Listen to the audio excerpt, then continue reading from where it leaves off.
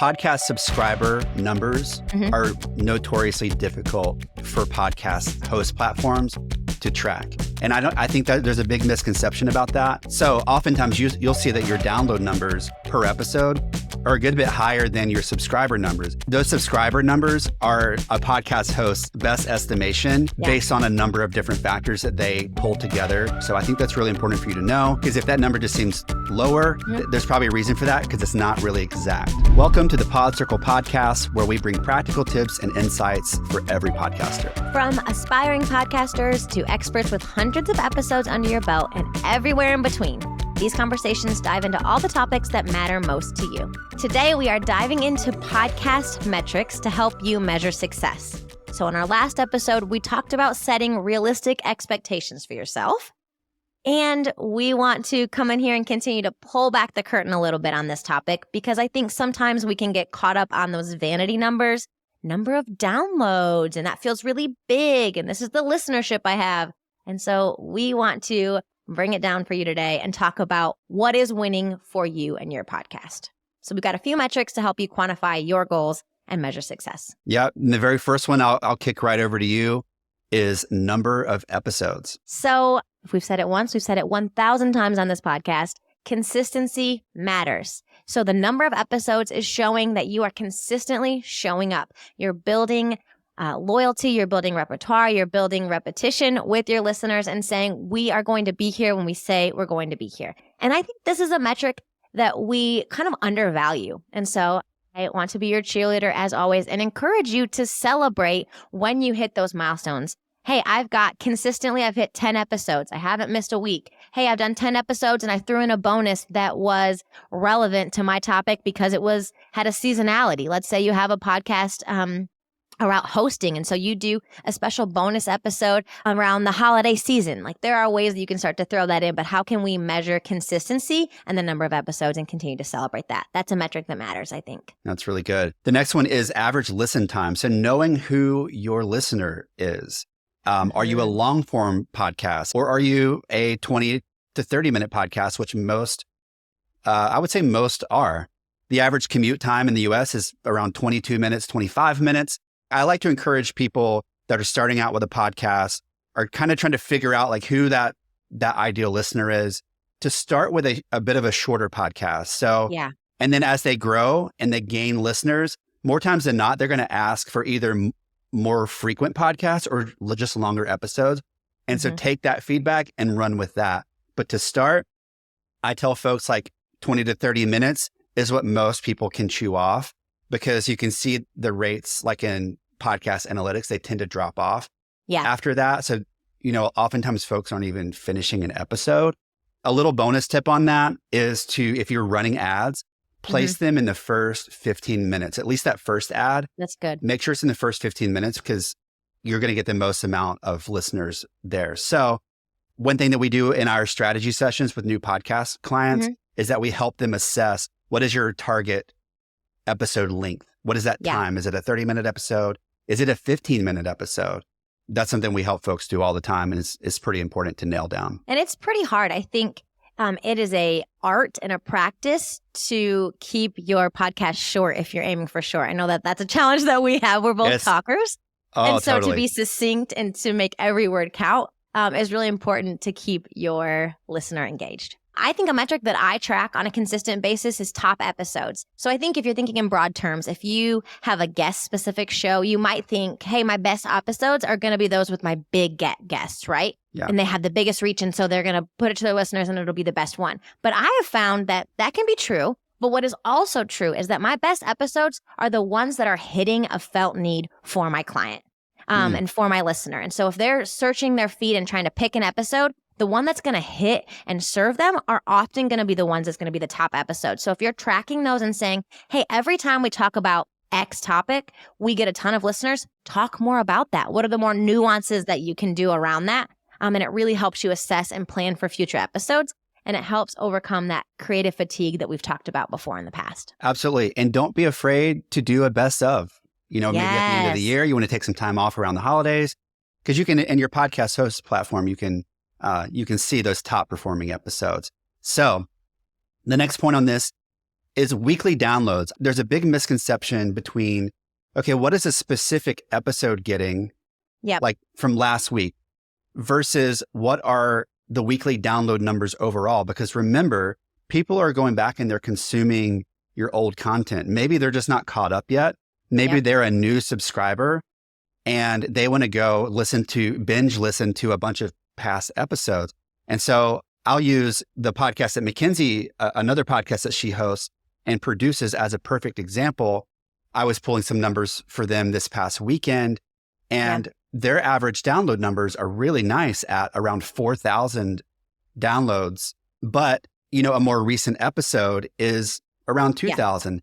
Everyone hasn't consumed that yet. So as a whole, each episode on average is getting about 4,000. And I think it's really important to know that. And I think that's something to be encouraged by, because when I present that to a lot of podcasters on calls that we work with, they're really surprised. They're like, wow, these are actually much better than we thought they were.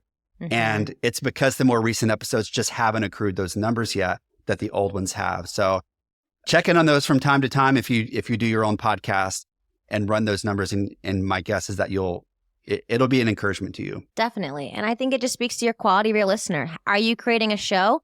And do you have listeners who want to go back and consume all of your content? If you're seeing those numbers, those weekly numbers be a lot higher than your individual episodes, that's speaking to that you've got a quality show and people aren't just consuming the first one. They want to go back and learn more from you. You're getting more people and they want to learn more from you. So that's awesome. Yep.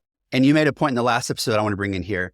A great way to have evergreen content is to create evergreen content, you know? Just jot down like, oh, this would be a great topic that's really evergreen that we could record anytime. You can recycle that content, as a rerun later. It's just always evergreen. So let's talk a little bit about reviews and ratings, Mackenzie. Yeah. So when you have reviews and rankings, you're going to do better from discoverability standpoint and from a credibility standpoint. So the platforms that host them, Apple, Spotify, when you've got those reviews and you've got ratings, they're going to push you higher. And so I think that's something to pay attention to. What is your overall rating? Is it a 4? Is it a 5? Is it a 4.8? Is it a 3? Like, it'll help you figure out how you need to better and improve your show. And it'll also show you, am I creating credibility with my listeners that they're willing to go and take action?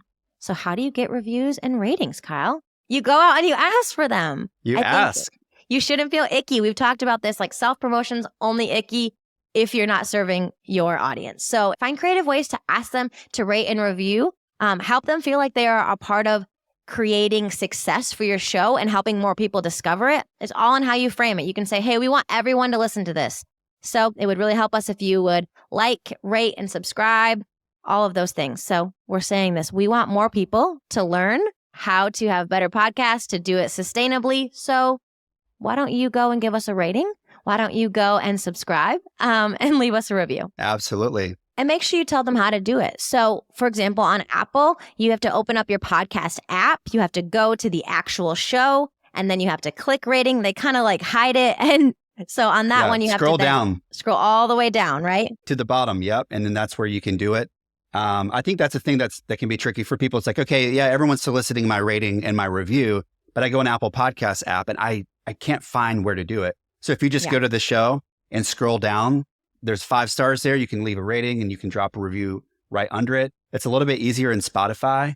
I think it's just right there at the top of the show where you can leave a rating right there. So as a tip for you all, give some helpful best practices on how to even rate and review your show, because I got some feedback from a client one time that says, hey, I'm asking people to rate and review all the time. And then people were like, oh, I can't figure out how to do it. Know your listener. Yeah, know your listener. Asking people to do something, I think, is also a way that you can know whether or not your podcast is landing. And I think that's a metric you should track. So let's talk about website referrals or links, or what's another metric that maybe you don't think of as a podcast metric I should be tracking when it comes to links you're putting in your show notes. I think it really does help you assess if your podcast is a lead source to other products and services. So you can create trackable links in Google. This is my marketing tip for you for the day. You can go and create trackable links in Google, and then it'll add kind of at the end of your link. It makes it a little bit longer, and you can see where is that traffic coming from. So if you have Google Analytics, you can see, oh, this was a podcast link and they clicked on my email list, or they clicked on this free offering I have, or they clicked on my store and got to it here. You can see they're called referral links. Where is it referring to? Yeah. And I think that's showing that you have a show that's pushing people outside of the ecosystem of just podcast into other products. They're willing to take that next step with you. In marketing, we always joke, don't ask someone to marry you on the first date. So a podcast is just a date. We're just talking. We're just dating. And maybe I want to take it to the next step and say, let's go on a weekend away together. Like let's go on my email list. Exactly. And I'll speak to the email list a little bit. If you have one, a podcast is a great way to grow that email list. So put a call to action, at least at the end of the podcast, to say, hey, if you want to join our email list, we give, whatever that is, create a clever name for it. We provide, 3 tips every week on how to do X, Y, and Z. Obviously, that's probably going to be part of your expertise and whatever it is that you do, but create that call to action there. Make it really easy for them to sign up for that, because email marketing is still the thing. I always say it's the only list that you actually own, because you're using other platforms and you don't own your social followers. You don't even own your podcast listeners, but you own your email list. So you do. Yeah. What's your newsletter called, Kyle? It's called Podcast Pro Tips. We do it a few times a month. We put together the most helpful and relevant podcast tips, whether it's, about gear or just things that are happening in the podcast industry, best practices. And we send that out a couple times a month. All right. So that was a shameless plug for his list. You can join it in the show notes. All right. So the last metric that we do want you to pay attention to is downloads. I know at the front end, I said the vanity download number, but it is important. It's not the most important, but it's still important. It's reminding you and showing you how many people have subscribed. A download number basically just goes to the number of feeds that it's going into. And so your download number is going to be different than your listener number. And I think that can be a little alarming to people of like, but I've got this download and someone downloaded it, but they didn't listen to it. And how are those numbers different? The numbers are different because it automatically goes to their feed because they've subscribed. They're a follower, whatever that language is that the host is using that week. I feel like Apple has changed it a couple of times on me. But the number of people that actually then went in and listened for a little bit of time. So don't be alarmed if those are different numbers. But it's still important that you're getting in front of people and it's still getting delivered to them every week. And so it's a number that you can fall back on and know and kind of have as a barometer of, is this continuing to be successful? Am I continuing to add to the number of people who are subscribing? Podcast subscriber numbers are notoriously difficult for podcast host platforms to track. And I think that there's a big misconception about that. Like we use Transistor and they even say as like a little blurb in there, these numbers are really, really hard to track for X, Y, and Z reasons. So oftentimes you'll see that your download numbers per episode are a good bit higher than your subscriber numbers. Those subscriber numbers are a podcast host's best guess, best estimation based on a number of different factors that they pull together to produce that subscriber number. So I think that's really important for you to know, because if that number just seems lower, there's probably a reason for that, because it's not really exact. So right. And I'm listening to shows I don't subscribe to all the time. I mean, I'm sure that you are as well. I'm like, totally. I don't know that I'm really ready to get this every week, but I'll give it a try. So totally. I think that's totally normal. It's like, it's the whole dating thing. Like we're just dating. Like we're not ready to hit that subscribe button yet. So. Yeah. All right. Well, we want you to be successful. And these metrics are going to help you just stay on top of how am I doing? It's going to help you define what success is to you. But that's my biggest encouragement. Set realistic expectations for yourself and measure success for what is success for you, not success for the biggest podcast number you hear out there. Totally. I think we just so often do that, right? We just start to compare. But are you being successful for the goals that you set out for your podcast? Exactly. And it's quality of listeners over quantity of listeners every time. Every time. A quality listener who is engaged in your show, that's clicking your outbound links, that's following you on social media, that's signing up to your email newsletter. I would take 100 of those over 1,000 listeners that are not engaged. And if you're not converting them into customers, then you're just producing podcasts as a hobby. And if that's okay for you, and if that's your goal, have at it. Do it. And you've been successful in your goal. Exactly. It's all about those goals that we talk about in our strategy sessions when we help customers launch new podcasts. Mackenzie and I do those strategy sessions. So a quick plug for our podcast starter kit. If you are a new podcaster, you're podcast curious, as I say sometimes, you're just kind of thinking about getting into it. download our podcast starter kit. It's a handful of PDFs. We compiled so much information in there. So many resources. Yeah. And you can find that at podcircle.com/start. We also, I just mentioned here a minute ago about strategy sessions that Mackenzie and I do. This is for new podcasters. This is for podcasters that have been in the game for a long time and they feel like they maybe have hit a wall. Maybe their download numbers have stagnated.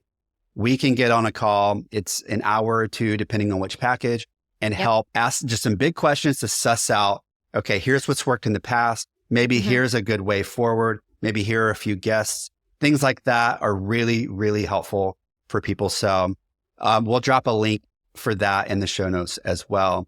So anything else before we wrap up, Mackenzie? No, I think you hit it all. We want you to be successful. And if you're feeling stagnant or these numbers aren't reflecting how you want, we'd love to help you figure that out. Awesome. Well, we hope you guys have a good week. And as always, we'll talk to you next week. See you next week.